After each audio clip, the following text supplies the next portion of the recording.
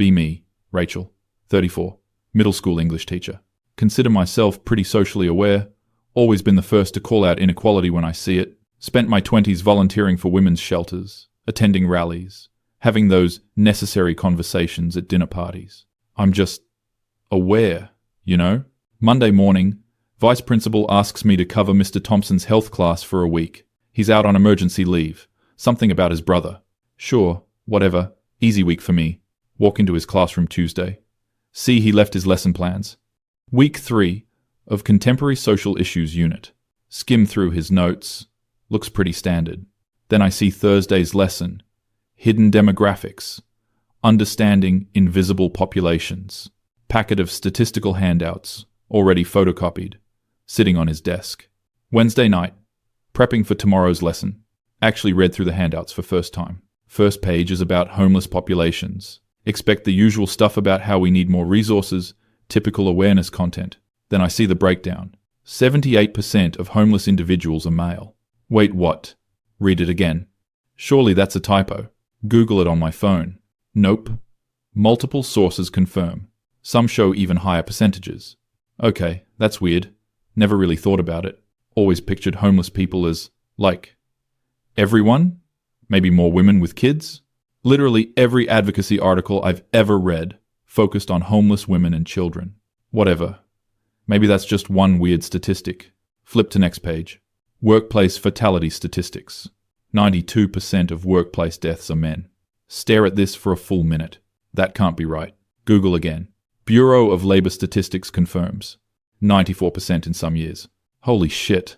Thinking about all those conversations I've had about workplace discrimination. Never once mentioned this. Never even knew this. Page 3 is about suicide rates. Men complete suicide at 3.5 times the rate of women. Middle-aged white men have the highest rate. Rates have been climbing for decades. Feel weird tightness in my chest. Why have I never heard this discussed? Like, anywhere? Next page. Educational achievement gaps. Boys are falling behind girls at every level. Fewer boys graduating high school. Fewer men enrolling in college. 2 women for every 1 man in higher education now. Boys diagnosed with learning disabilities at twice the rate. Boys disciplined more frequently for same behaviors. My own classroom flashes through my mind. The boys who struggle. The ones I've maybe been less patient with. Fuck. Keep reading. Hands starting to shake a little. Family court statistics. Mothers receive primary custody in 80 to 90% of cases, even when fathers request custody. Child support enforcement versus alimony enforcement rates. Incarceration rates for non-payment. Fathers who lose jobs still owe back payments, can't get modifications. Think about my friend Amanda's divorce. How we all rallied around her. How we called her ex a deadbeat. How he tried to explain he'd been laid off. How we didn't listen. Oh God. Next section is about domestic violence resources. There are over 2,000 domestic violence shelters for women in the US. Fewer than 10 for men. Male victims report being turned away from shelters. Hotlines that don't take them seriously. Or assume they're the abuser. Read a quoted statistic that 40% of DV victims are male. Feel like I'm reading science fiction. This can't be real. But it's all cited.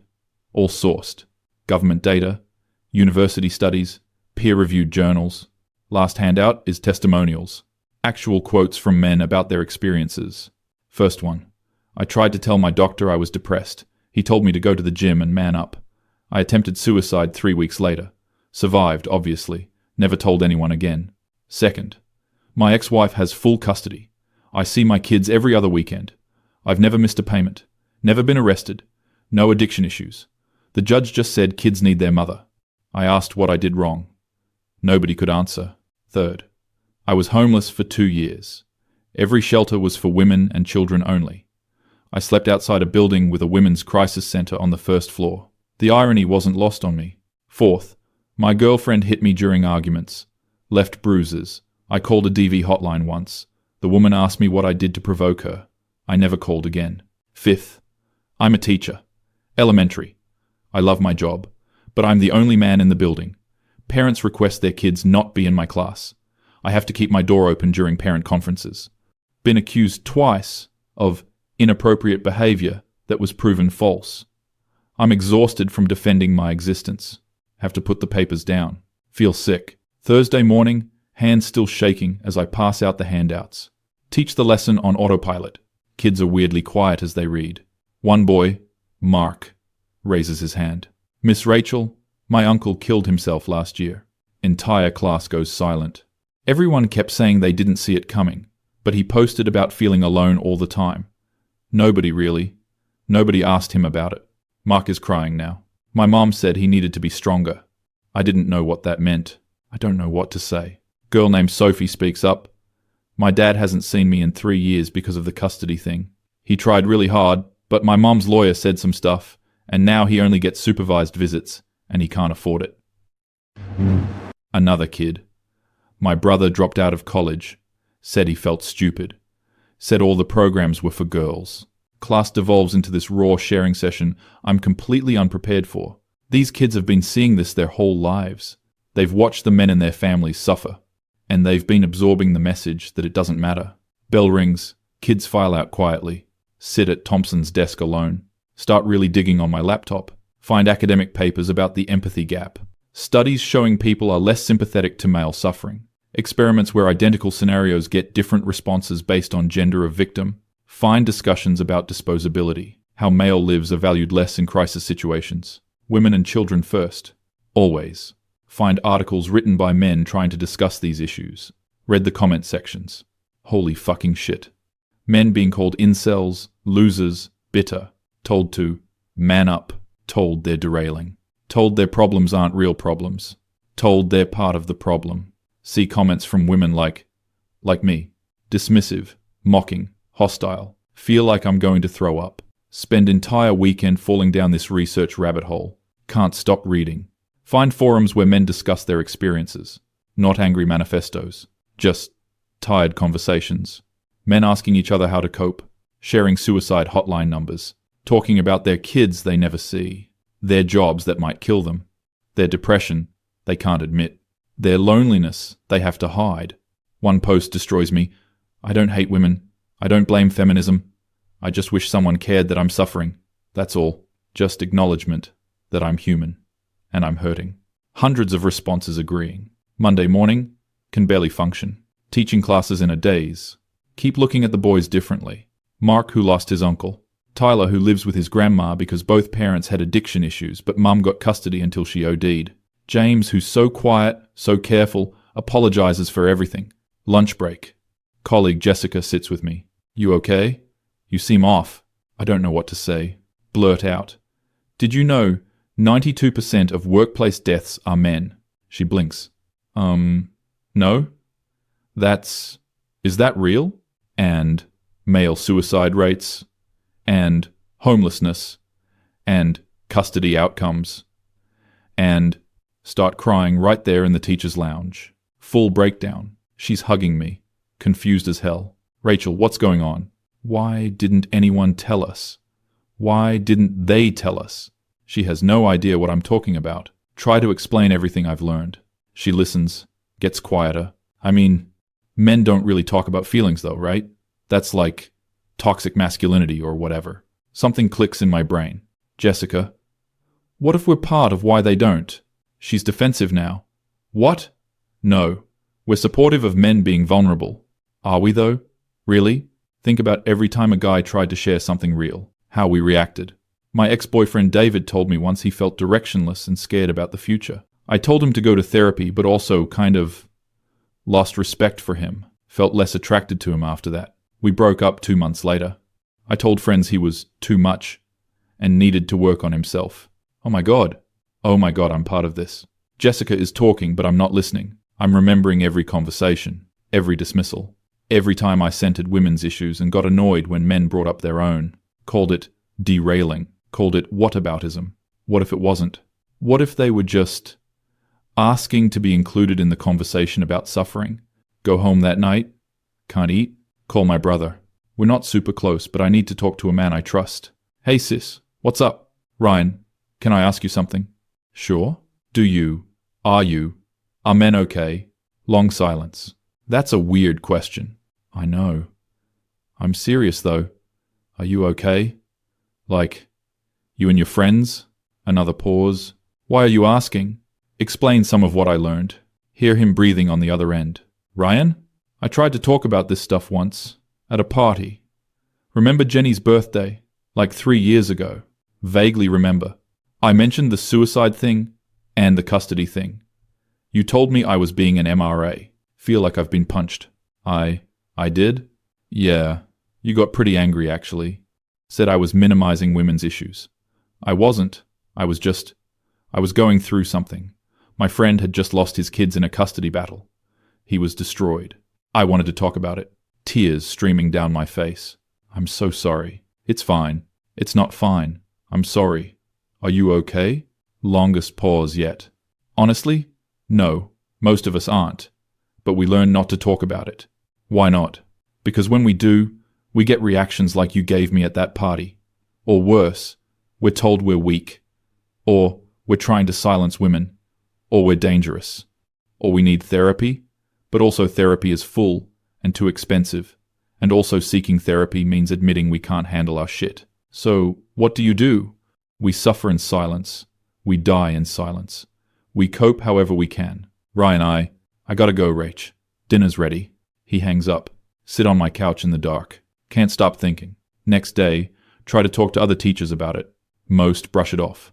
One male teacher, David, different David, stays after. You reading about men's issues? Yeah. I had no idea about most of this. He laughs. But it's bitter. Yeah. We know. Why didn't you say anything?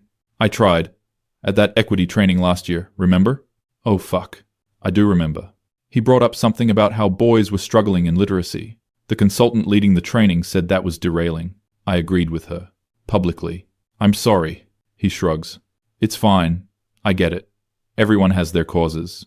It's not fine though. This isn't like some niche issue. Men are dying. Yeah. We are. Literally and figuratively. So why not fight back? Why not make noise?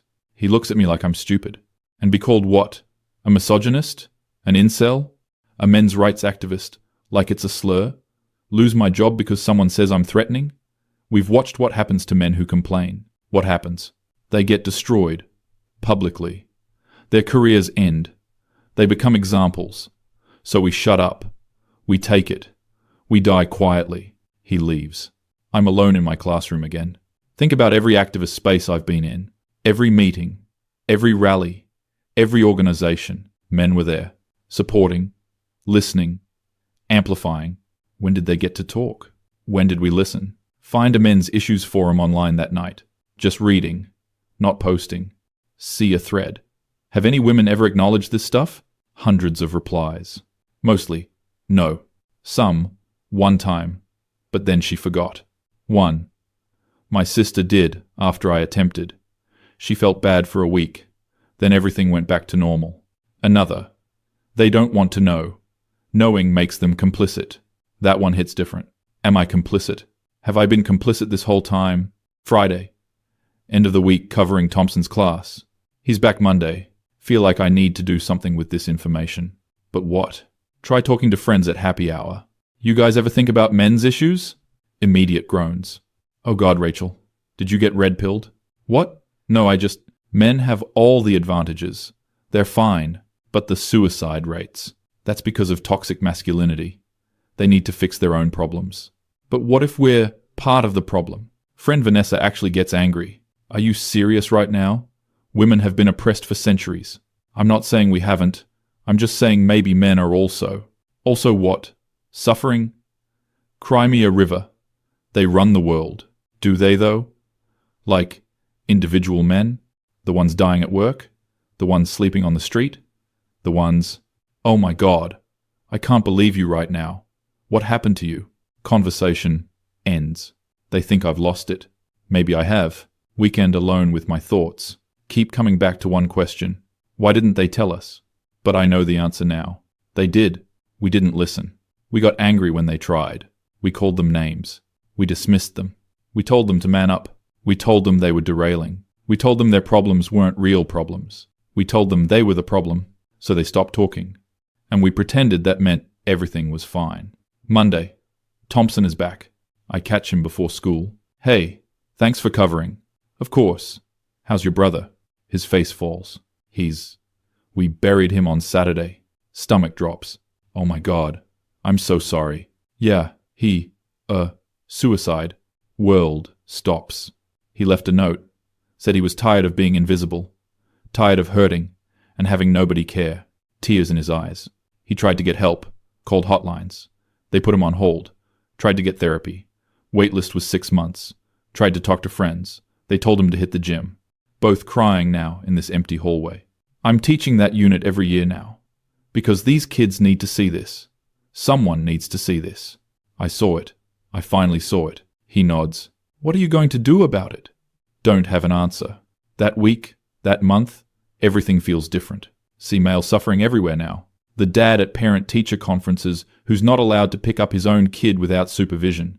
The janitor who works 3 jobs and still sleeps in his car. The teenage boy who asks me why boys are doing worse in school and I don't have a good answer. The male teacher who eats lunch alone every day because he's not included in social events, too risky. Try bringing it up online. Get called to pick me. Get told I'm seeking male attention. Get told I'm a traitor. Lose followers. Don't care. Can't unsee this. Try talking to my mom. Mom, did you know about the male suicide rates? Of course, honey. It's very sad. Why didn't you ever mention it? She thinks about it, I suppose. Well, it's just how things are. Men have always been the ones who go to war, do dangerous work, that sort of thing. But doesn't that seem wrong? That we just accept it? I mean, what can we do? Men are stronger. They can handle it. They're killing themselves. They can't handle it. They're literally dying because they can't handle it. She's uncomfortable now. Well, women have problems too, you know. I know. I'm not saying we don't.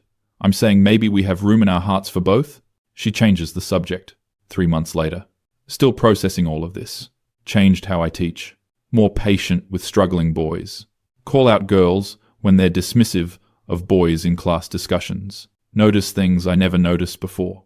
Started a quiet conversation with some male teachers. They're shocked I'm listening. They're grateful. They're also scared I'll stop listening. One tells me, I've been teaching for 20 years. You're the first woman who's ever asked me if I'm okay. Really asked. That breaks my heart, but also fills me with purpose. Don't have answers yet. I don't know how to fix this. Don't know how to make people care. But I'm trying to listen, trying to see, trying to make space. Trying to acknowledge that suffering isn't a competition, that compassion isn't finite, that men are human beings who deserve empathy. Revolutionary thoughts, apparently. Still feminist. Still care about women's issues, but also now care about everyone's issues. Crazy concept. The question still haunts me though. Why didn't they tell us? But I know, they did. We just weren't listening. And now, so many are gone, silently suffering until they weren't suffering anymore. Just gone. And we never knew. Or worse, we knew and didn't care. That's the part that kills me. We knew. And we didn't care. My face when I realize I spent years advocating for compassion and empathy, while extending neither to half the population. My face when I called myself aware while being completely blind. My face when I'm part of the problem I claim to be solving. I still don't know what to do with all this. But at least now I'm listening. At least now I see them. At least now I know. The men who are suffering in silence, not because they're weak, but because we made silence their only option. And I'll carry that guilt forever.